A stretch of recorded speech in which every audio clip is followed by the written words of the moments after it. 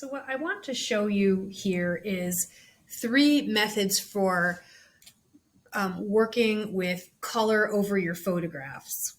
What I have got right here is my portrait layer, and this method is going to be brushing. So I'm always going to be brushing in a layer that is outside of my background layer. I don't want to put any brush work here. Sometimes it's not a bad idea to make a copy of your background layer just to have that spare in case you need to go back to the original. So to make a copy of your background layer, you just click it and drag it to that little new layer button with the plus, and you've got this copy.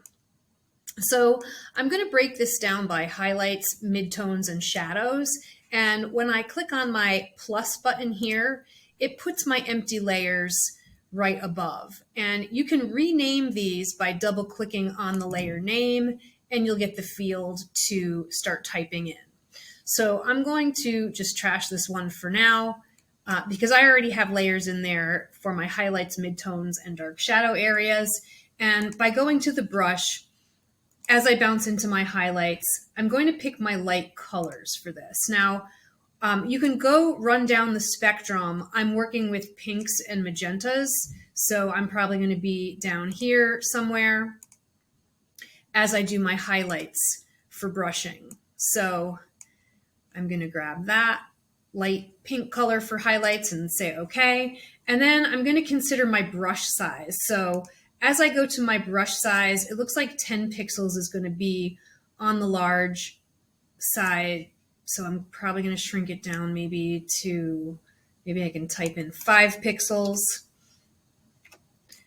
And that looks like about the brush size that I was using earlier. So just to move my toolbar out of the way, as I brush with my light pink color here, I'm just doing short brush strokes as I go. Now, a lot of these brush strokes I actually did at lower than 100% opacity so that I could blend it sort of with the picture coming through and kind of retain the depth of the photograph that's underneath. So I might not be brushing at 100%. I'm brushing more at 70 as I brush in my highlights, and I'm just kind of working in the lighter areas, and I'm crossing and cross-hatching as I go with the brush tool. So that's one method of doing brush work over a photograph. I'm constantly looking at my layers palette, and I'm clicking into the layers that